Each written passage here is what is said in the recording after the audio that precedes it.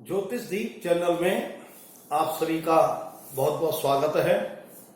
जैसा कि ज्योतिष दीप चैनल के माध्यम से आप वास्तु के बड़े रोचक, गहन, गंभीर तथ्यों पर अध्ययन मनन कर रहे हैं, जिनके द्वारा मनुष्य जो है अपने कठोर परिश्रम से एकत्रित की हुई पूंजी को बड़े भाग्य के द्वारा, अच्छे ग्रहों की दशा के द्वारा, पूर्व जन्म के पुण्य कर्मों के द्वारा कोई भी भूखंड खरीदता है और उस भूखंड पर आवास निर्माण करता है। जिस निर्माण करने में उसको आर्थिक, मानसिक और अनेक प्रकार की समस्याओं का समाधान करना पड़ता है, अनेक प्रकार की समस्याओं का सामना करना पड़ता है और उस सामना करने के बाद उन समस्याओं को हल करता हुआ आवास में निर्माण कार्य कराता है और उस निर्माण कार्य को जीवन पर्यंत सुखपूर्वक भोगना चाहता है। ऐसे तथ्यों को लेकर के हम कि जो जातक इतने कठोर परिश्रम के द्वारा और एकत्रित हुई पूंजी को अपने आवास में निर्माण कार्य में बना करके सुख पूर्वक लंबे समय तक रहना चाहता है, इसके लिए हम बहुत ही गंभीर बातों को, बहुत ही वास्तु की जो तथ्य हैं उन पर विचार करने जा रहे हैं। उन तथ्यों में से एक तथ्य बहुत ही महत्वपूर्ण है, जो आवास में सिद्धियों का स्थान होता है। क्योंकि कोई भी आवास जब बनाया जाता है तो नीचे तल से, ग्राउंड फ्लोर से फर्स्ट फ्लोर पर और फर्स्ट फ्लोर से सेकंड फ्लोर पर, सेकंड फ्लोर से थर्ड फ्लोर पर, थर्ड फ्लोर से फिफ्थ और फोर्थ, फिफ्थ लेवल फ्लोर पर पहुंचने के लिए सीढ़ियां होना आवश्यक हैं। ये सीढ़ियां कहाँ होनी चाहिए और इनके क्या आधार हैं, क्या इनके सूत्र हैं जो सबसे ज्यादा लाभकारी और सुख देने वाली होती हैं। इसी तथ्य को आज हम विश्लेषण करेंगे। आप ज्योतिष दीप चैनल को सब्सक्राइब करें और इस वीडियो को बड़े ध्यान से, रोचकता के साथ में सुनते हुए शेयर करें, जो आपके लिए और अन्य जातकों के लिए बड़ा ही लाभकारी होगा। आइए आज हम देखते हैं कि सिद्धियां हमारे धरातल से, ग्राउंड फ्लोर से लेकर के first floor, second floor, third floor, fifth floor, seventh floor, अनंत तक ऊपर तक पहुंचने का एक साधन, माध्यम है। ये सिद्धियां कहां होनी चाहिए? मैं ऋषि के अनुसार ये सिद्धियां नॉर्थ वेस्ट में होनी चाहिए। नॉर्थ वेस्ट की सिद्धियां बहुत ही शुभ लाभकारी होती हैं, क्योंकि नॉर्थ वेस्ट में गतिज ऊर्जा है, चलायमान ऊर्जा है, जो ऊर्जा लगातार चलती रहती है। सिद्धियों में भी गतिज ऊर्जा का प्रयोग होता है। व्यक्ति जो है अपने पैरों के माध्यम से, सिद्धियों के माध्यम से एक तल से दूसरे, दूसरे से तीसरे तल पर पहुंचता है और गति होती है। और उस गतिमय स्थान पर यदि गति का कोई भी साधन प्रारूप होगा तो विशेष रूप से लाभकारी सिद्ध होगा। मतांतर से कुछ विद्वान कई पुस्तकों में देखने को मिलता है जो इसको नैऋत्य कोण में भी सिद्धियों का स्थान बतलाते हैं, पर मैं इसको शास्त्र सम्मत या पूर्ण रूप से, व्यवहारिक रूप से अच्छा नहीं मानता। व्यवहारिक रूप से जहां जहां हमने नैऋत्य कोण की सिद्धियां देखी वहां अनेक प्रकार की पीड़ाएं, कष्ट भी मिले। नॉर्थ वेस्ट की सिद्धियां में किसी प्रकार की कोई पीड़ा नहीं और किसी प्रकार का कोई कष्ट नहीं।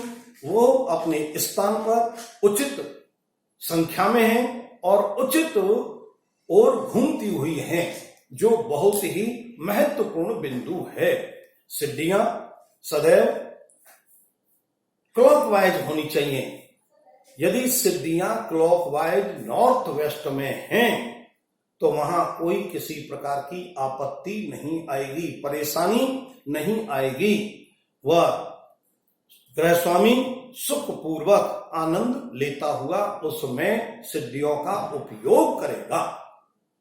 यदि यही सिद्धियां किसी भी स्थान पर एंटी क्लॉक हैं, एंटी क्लॉक सिद्धियां बहुत ही कष्टकारक होती हैं। एंटी क्लॉक सिद्धियां हमारे धन के आगमन को रोकती हैं। उस ग्रह घर में धन का आगमन, लक्ष्मी का आगमन नहीं होता और परिजनों में मतांतर से उनमें मत विरोध होता है, एक दूसरे से कलेश करते हैं जिससे शांति भंग हो जाती है। तथा एंटी क्लॉक सिद्धियां जो हैं मानसिक रूप से पीड़ित करती हैं, आर्थिक रूप से पीड़ित करती हैं, शारीरिक रूप से पीड़ित करती हैं और रोग वैराग भी देती हैं, जो बिल्कुल ही उचित नहीं है। इसी प्रकार से यदि इस स्थान पर यदि अपने स्थान पर सिद्धियां क्लॉकवाइज हों, नॉर्थ वेस्ट में हों और अपनी संख्या में हों, अर्थात सिद्धियों के विषय में अनेक विद्वानों के मत हैं कि सिद्धियां विषम संख्या में होनी चाहिए, सिद्धियां विषम संख्या में होनी चाहिए।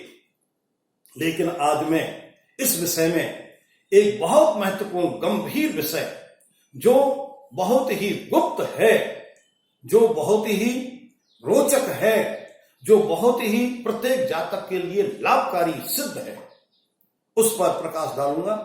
आप देखते हैं हमारे कुछ समय पूर्व, आज आधुनिकता का प्रयोग ज्यादा हो रहा है, लेकिन कुछ समय पूर्व 100-200 वर्ष पूर्व हमारे बुजुर्ग ऋषि मुनि, हमारे जो बड़े अच्छे कारीगर होते थे, इस तथ्य को जानते थे।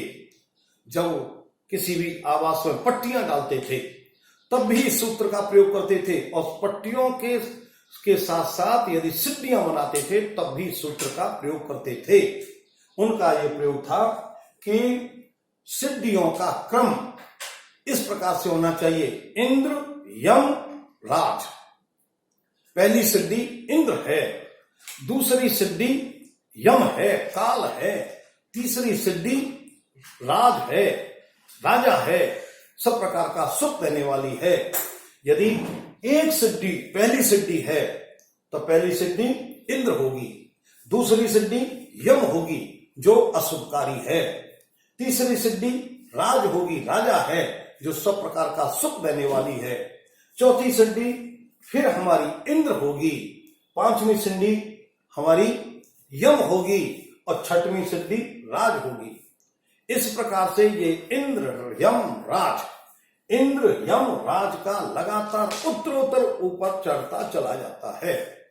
अब आप इसमें देखेंगे कि 3 सिद्धियां विषम संख्या, पहली सिद्धि 1 वो विषम संख्या है, जिसमें हम जितनी सिद्धियां बनती हैं उन सिद्धियों में 3 का भाग दें। कुल सिद्धि हमारी विषम संख्या में हो और उस विषम संख्या वाली सिद्धियों में 3 का भाग दें, तो जो भी शेष बचते हैं उसको हम इंद्र, यम, राज के द्वारा उसका परीक्षण करते हैं। अब इसमें दूसरा सूत्र ये बताते हैं कि विषम संख्या वाली सिद्धियों में 3 से भाग देने पर यदि शेष 0 बचता है, जैसे 3 सिद्धियां हैं, 3 में 3 का भाग देंगे 0 बचेगा, वो शुभकारी नहीं है। 9 सिद्धियां हैं, 9 में हम 3 का भाग देंगे 0 बचेगा, वो शुभकारी नहीं है।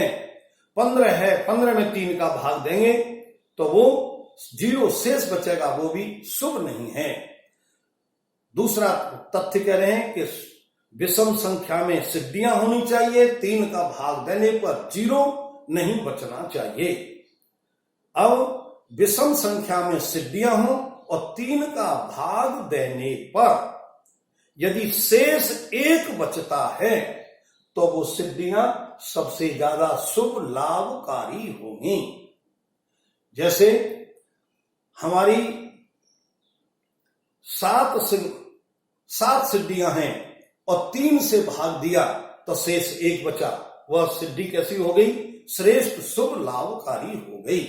7 के बाद में 9 में 3 से भाग दिया, 0 शेष बचा, विषम संख्या होते हुए भी अशुभकारी हो गई। 9 के बाद 11 में यदि हमने 3 का भाग दिया तो शेष 2 बचे और 2 शेष बचने पर यम का स्थान आया, इसलिए 11 सिद्धियां भी कैसी हो गई? अशुभ हो गई। 11 के बाद 15 में 3 का भाग दिया, 0 शेष बचा, इसलिए 15 भी हमारी विषम संख्या होते हुए भी अशुभकारी हो गई। 15 के बाद में 17 में फिर 3 से भाग दिया तो शेष 2 बचे और 2 बचने पर दूसरा स्थान किसका है? यम का है, इसलिए यम का स्थान नहीं होना चाहिए। यम के स्थान पर यदि पैर रखोगे तो काल तुमको खाएगा। 15, 17 के बाद में 19 जब हमने सिद्धियां बनाई और 3 का भाग दिया तो शेष कितने बचे? 1, और 1 किसका है? इंद्र का स्थान है। इस प्रकार से विषम संख्या की सिद्धि होनी चाहिए। 3 का भाग देने पर 0 नहीं बचना चाहिए, 2 नहीं बचना चाहिए, 2 भी बचेगा तो वो यम का स्थान होगा। इस प्रकार से विषम संख्या की सिद्धियां यदि नॉर्थ वेस्ट में होती हैं, जिनमें विशेष रूप से 0, 3 का भाग देने पर 0 और 2 नहीं बचने चाहिए, ऐसी सिद्धियां प्रत्येक आवास के लिए, चाहे वो कोई भी शोरूम है, चाहे कोई दुकान है, चाहे किसी भी प्रकार का कोई भी निर्माण कार्य है और उसमें एक तल से दूसरे तल तक जाने के लिए सिद्धियों की व्यवस्था करनी पड़ रही है, तो जो मेरे द्वारा सूत्र बतलाया जा रहा है इसको ही प्रयोग करना चाहिए।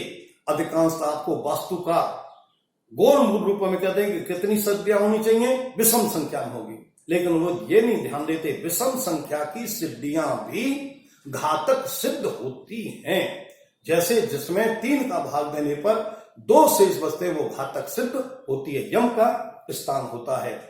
इसी तथ्य को आप ध्यान रखते हुए कल्याण, दूसरों का कल्याण करें और आपका भी कल्याण होगा। इसी भाव के साथ में कल्याणम अस्तु।